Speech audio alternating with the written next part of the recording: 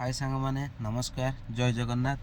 तो बहुत दिन पर आज गोटे छोट ब्लॉग गोटे मुझे आणुची समस्ते केमती अच्छा आशा कर भलरे थे। प्रभु जगन्नाथ समस्त को भल रखु सबू परिवार मानक घंट घोड़े रखि था। तो कहया कथा या जे आम मिडिल क्लास माने जो रोचंती फैमिली जो मिडिल क्लास परिवार जो रोचंती जीवन कहानी सब विषय ये विषय में आज किसी कहबी जदि भल लगे ताले कमेंट रे जनइबे आउ जदि भल न लगे ताले वीडियोटी को स्किप करदे कहीं खराब कमेंट देबे नहीं। तो सांग मैंने देखु आम मिडिल क्लास फैमिली मानरे जे कौन सी पिला भी जो भी जॉब करू ना जो भी मैंने छोट बड़ जॉब कर कॉन्ट्रैक्टर अंडर रे हो कि कहा पाखरे को मालिक पाखरे रहू एमती सब काम कर। तो जो मालिक पाखरे काम कर जो पिला माने जहाँ भी है मालिक रो भी भूल अच्छी आउ से माने तांका पाखे जो माने जॉब कर भी भूल रुहे कहीं मनीष मात्र कथा भूल रही थाए। तो मनीष जीवन में समस्त भूल अच्छी किंतु मालिक जदि भूल करे से भूल कहीं धरती आउ जदि तांकर किए काम कर जो पिला काम कर से जदि भूल करती ताले सेटा ही तांको आखि की देखा जाए कि एटा गोटे भूल कर देइछंती बोली। तो कहबार कथा या तो आम मिडिल क्लास पिला जदि भी जो काम करुछंती से गोटे भूल जदि कर दियंती तो मालिक ता बहुत गाली दिए माने एटा टे भाबंतीनी जे गोटे पिला कौन जानी शुणी कौन भूलटा करि थाए कि किए जानी शुणी मरण मुह को जीवा मते कहतु कहीं तो जानी शुणी कहीं माने भूलटे करेंगे क्या भल लगे क्या पाखु शुणा मत आग कह भल लगे ना। तो अजाणत सब भूल हो जाए किंतु से सब कहीं न शुणिकी मालिक मैंने बहुत गाली कर दियंती किंतु कौन करवा आम तो मिडिल क्लास पिला ना आम चाहिए भी सब जापरानी गले भी माने शून्य हाथ हो जाए घरे बस पड़ो ना पैसा थी किसी परिवार चलैवाकू ना पाठ पढ़ाक छुआ मानू ना कौन करने को किसी तो हेनी। तो बाध्य होकि आमको रही पड़ो से पुणी दुनिया गाली सहीवाक पड़ो मालिक पाखर जहाँ कहे से अनुसार चलवाक पड़ो कहीं आम हलु मिडिल क्लास पिला बहुत कथा शुणा पड़े ना खाइबार टाइम रुहे ना घर को जापु जदि रही टाइम रे कहीं से जहाँ कहे से अनुसार ड्यूटी करूँ ना तो नहीं कह धमक देवे कि पैसा दबुनि कि ना बाहरी जीव एम सब धमक दे कहीं आमे तो पाठ साठ एत पढ़ी ना जे कि कौटी जाइए भल चाकरीटे करदेव जे जो जगार रही काम भलरे करूँ किंतु जदि भी भूल हो जाए मालिक एमती शुणवेनी गाली ग्लोज करदे।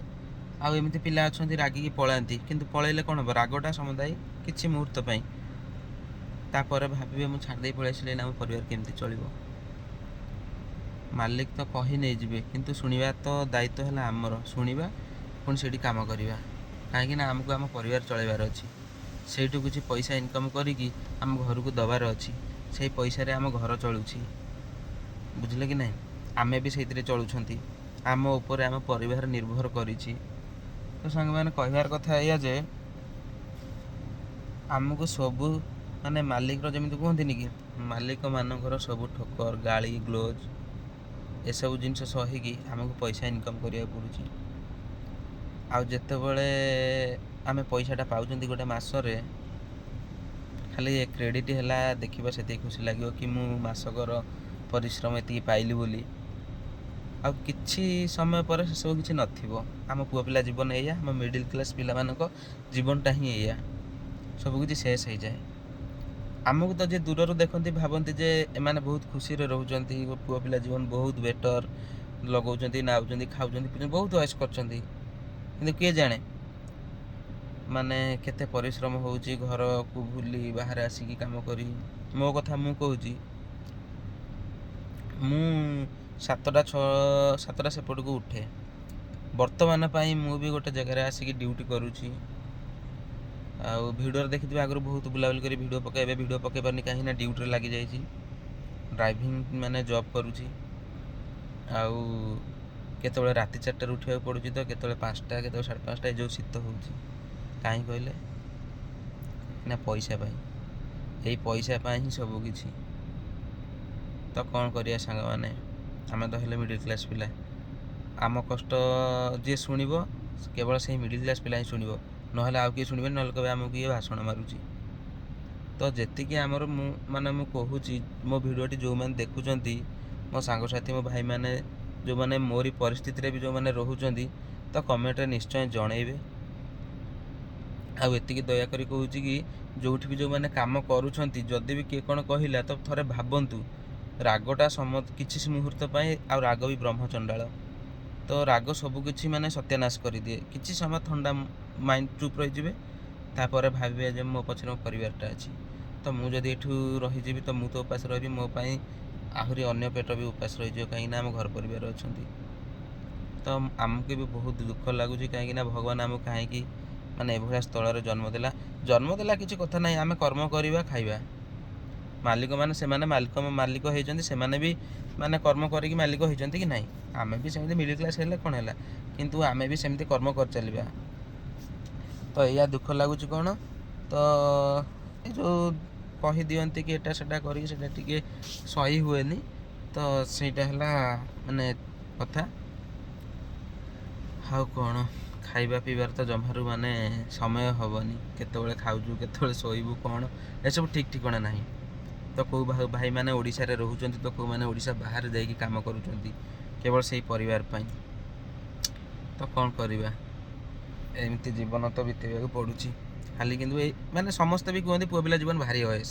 ଥରେ ପୁଅ ପିଲାକୁ ଗୋଟେ ଦେଖିବେ, ଆଜିକା ଡେଟ୍ରେ ବି ପୁଅ ପିଲାମାନେ ବି ଯାଇକି କହୁନେଇ ସେମିତି କାହାକୁ ଆଖି ଉଠେଇକି କାହାକୁ କହୁନି, କେତେ ଲୋକ ଅଛନ୍ତି ଦେଖୁଛନ୍ତି, ପୁଅ ପିଲାମାନେ କିଏ ଭିକ ମାଗୁଛନ୍ତି।